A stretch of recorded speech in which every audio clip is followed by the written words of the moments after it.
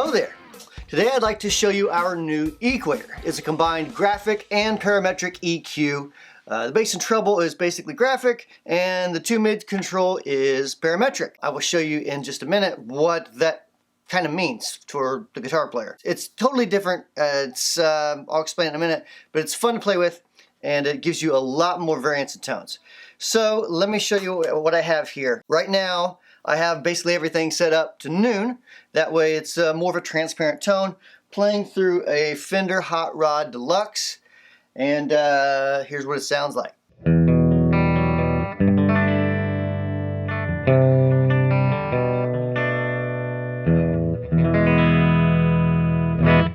And with the EQ on.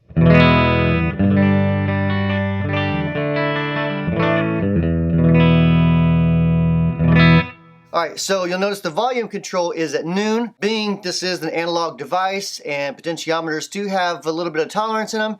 For some people and some guitars, that may be like 11:45 on the time dial. Maybe it's 12:15, so don't get too hung up on dead center exactly at noon. That's where the EQ controls are not really playing a part in the sound of the pedal. As you can see,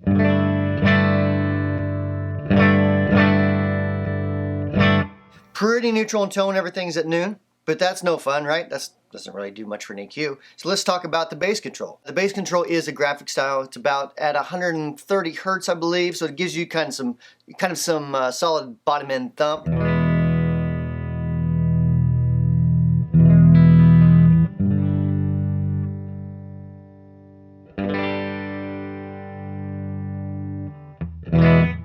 So a good amount of bottom end there. Plus, it's plus or minus 19 decibels, so as you can see, you can cut a ton of bottom end out if you have a really bass-heavy pedal. I know, like the OCD, I love the OCD, but through some amps and some guitars, it kind of has a bit more bottom than I might like. So let's dial a little bit of that out.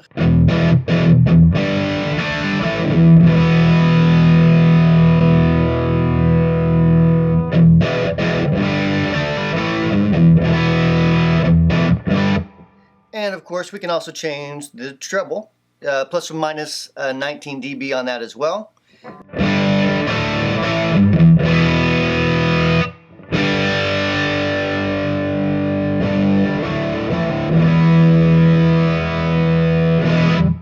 And that treble control on the EQ is at 7,000 hertz. So it's more, I would call it more of like a presence control rather than a traditional tone control like you'd find on the OCD. Just for comparison's sake, I'll show you the tone control on the OCD. It's completely different in that aspect.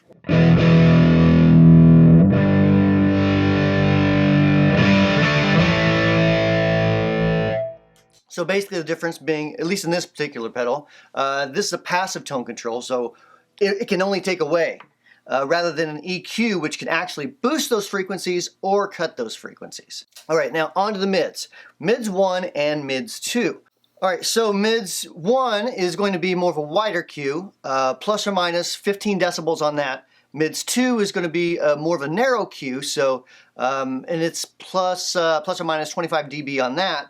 So what that means is you're going to be able to get it's going to affect less frequencies overall. So if you're looking at the EQ spectrum, it's affecting less frequencies, but it's boosting or cutting higher, versus mids 1, which is going to affect a wider range of frequencies as you boost that up, centered around whatever you dial in this mid frequency knob on. And it's going to boost or cut by 15 dB on mids 1. So let's take, for example, the 723 hertz frequency spectrum. Turn the bass back up to normal here. I'll show you on mids 1, it's going to boost 723 hertz, but it's also going to boost, let's say 500, and it's also going to boost, let's say 1100, but not to the degree. And again, I'll show you what that really means, like on a spectrum here in just a second. With the 2 mids controls, you can boost or cut. Mids 1 level corresponds to mids 1 frequency. Mids 2 level corresponds to mids 2 frequency. So let's set both at 723 hertz, and I'll boost or cut both of those just to show you. I'll turn me on some OCD here. Turn the volume down just a smidge. keep in mind, so I don't clip my preamp or my mics or anything, I'm going to have to turn the volume down a little bit on the EQ. But what you actually would hear in the room is volume boost is what you would hear. So it would allow you to really cut through a mix, for example, or kind of fit into a frequency spectrum that you may want to have it in a church gig or wherever you're playing. So obviously you don't want to compete too much with the bass frequencies because you got the bass and the bass drum. And if there's keys and stuff like that going on, then you have to kind of fit in the right space. So anyways, less talking, more playing.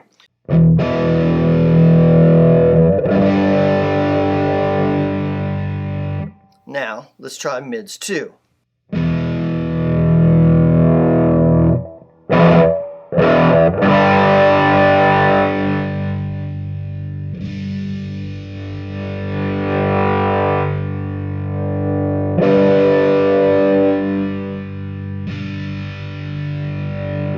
Alright, so as you can see, it affects, it's just a different sound. It affects more frequencies on mids 1 versus mids 2. Both are completely useful, just depending on what sound you want. So there's a million ways to dial in an EQ. And just to kind of give you an idea of the spectrum of sound, I'll sweep through the frequencies here real quick. You can kind of hear what they're really doing in the context of things. Okay, so I have a diddle looper here that I just played a really simple rhythm guitar riff, and I'm going to let that play through. I'll adjust the dials on the EQ.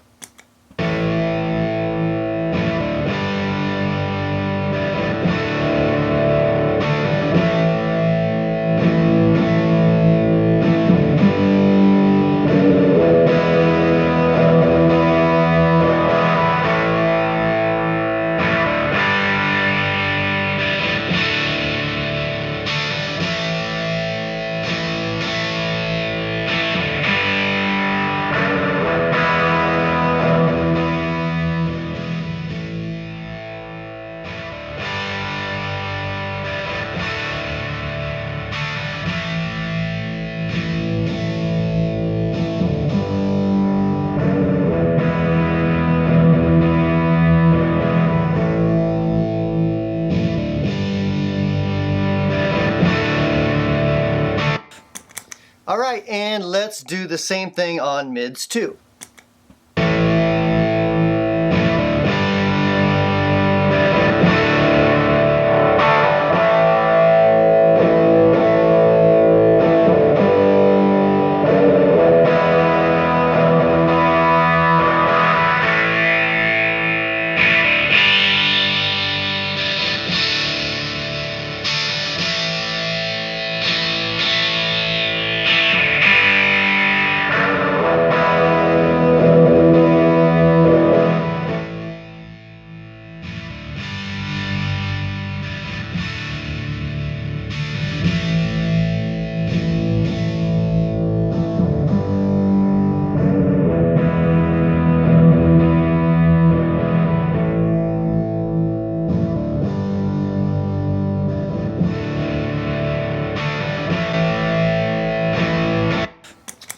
Okay, and let's do the same for the treble control.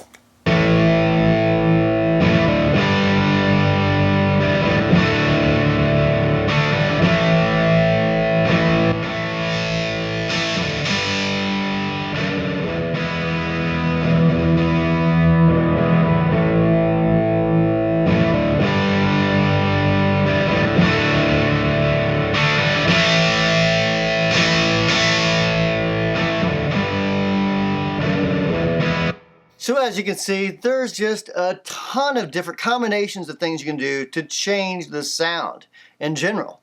It works really good through an effects loop, and I'll demonstrate that in just a second. Unless the effects loop is like really hot, that's really with any analog pedal for the most part. You can kind of, it's not really going to damage it, but you can basically clip the circuitry, which means that the sound will distort more than normal. Sometimes in a cool way, sometimes in a not so cool way. It just really depends on what amp you have and what type of effects loop is in that amp. But for the most part, through all the amps that I've got here, I haven't had any problems. Every amp that I put it in so far, I really haven't had any problems with it. So let's say I want a little bit of mid-range bite on this OCD. I want to drop let's say I want to drop a little bit of bass, want to add a little bit of clarity. If I want a very specific mid-range, then I just dial it in, and really a lot of that's to sound. So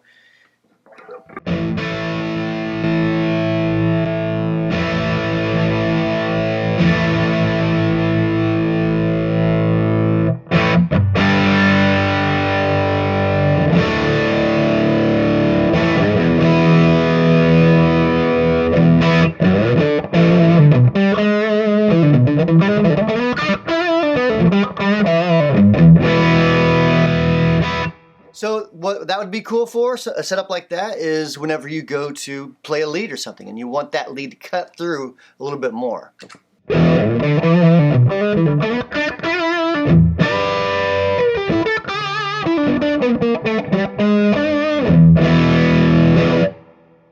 And if I set the mids up the exact same way on the mid 2 control, it's a similar sound, but not exactly the same.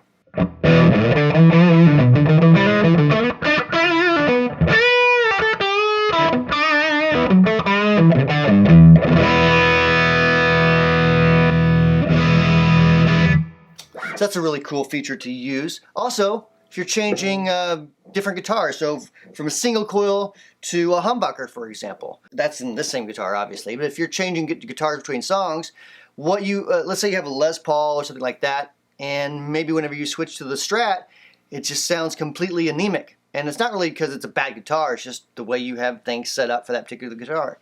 It's really handy to use an EQ to kind of change that sound for that specific guitar as well. So just on this guitar, I'll go from bridge to neck real quick, and how I might set that up a little bit differently just depending on what I want. Now, it doesn't mean you have to, just an option. Options are good. My clean tone on my bridge. On my neck.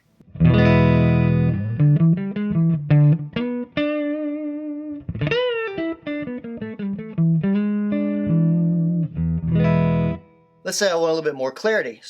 Dial in the treble. Maybe drop a little bit of bass.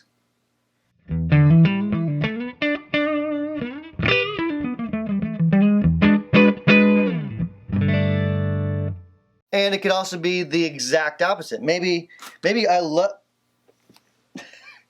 I dropped my little doohickey came off. That's funny. Maybe I love the sound of my my neck pickup, but when I go back to my bridge, I'm like, it's too thin. So what I would do in that instance, I may add a little bit of bottom end, probably a little mids around 700 to 800 hertz or so, and drop the treble just a little bit.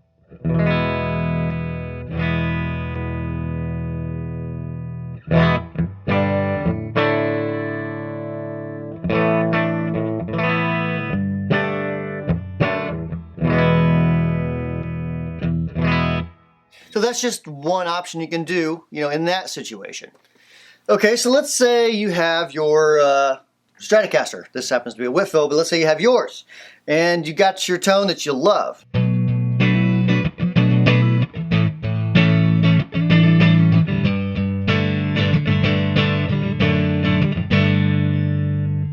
And then you go for the next song, and you got to switch guitars.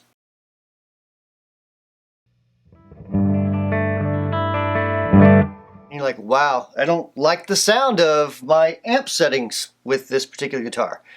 A very simple solution is just to run an EQ and filter out or add to things that you like or don't like. So, for example, on this guitar, I'm probably going to boost some higher, maybe high mids, maybe low treble frequencies, and some higher presence frequencies. I'm going to cut some bass and have something that's a little more workable, I guess.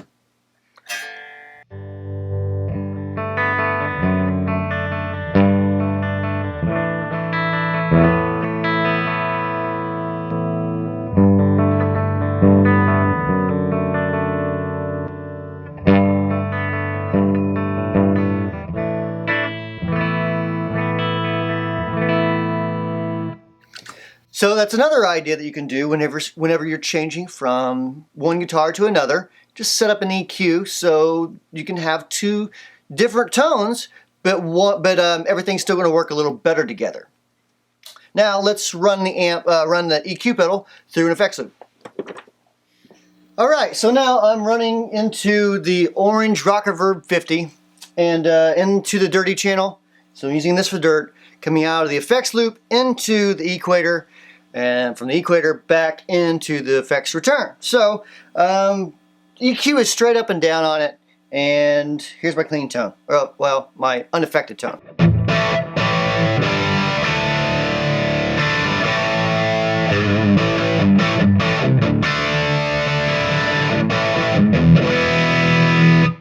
Which is a great tone, but we can still change things because we like to change stuff, right? So if let's say I want a little bit more of a meaty tone, maybe a little bit less crispy highs, I'll back the treble off a little bit. I'll add a little bit of mids and a little bit of bottom end maybe.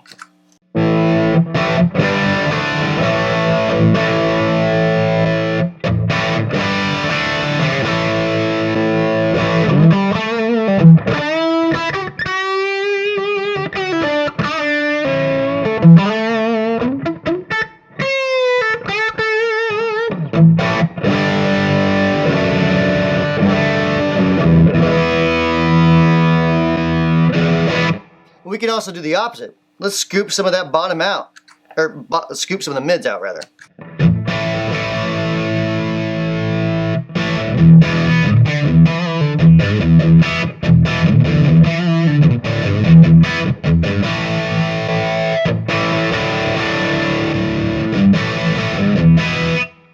Now if you dig the scoop mid thing, that's a cool thing to do. Some people like it, some people don't. To each his own. But the thing I like to do myself is maybe set up my neck pickup a little bit different sound there. So maybe something a little more sizzly on that, a little less bass, and bump up the volume if I want.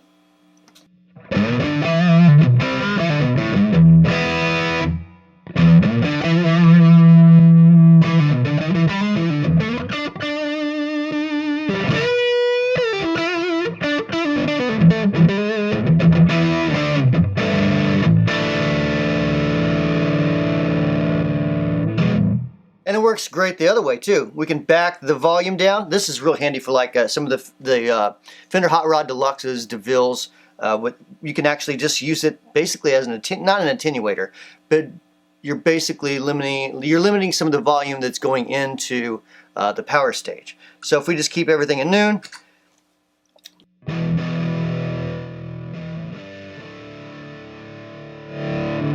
Just use it as a volume control. And I've shown this on other videos as well using like I think a Boss EQ or something like that. So that's a really cool thing to do as well. So some people are going to ask, stand by, why would I want an EQ pedal whenever I have an EQ on my amp? That reason, which I think I did an EQ video a while back that kind of explained this, the amp EQs are passive. So you're not really boosting anything. You're just, it's a cut. So you're just not allowing as much cut on the bass, mids, or treble.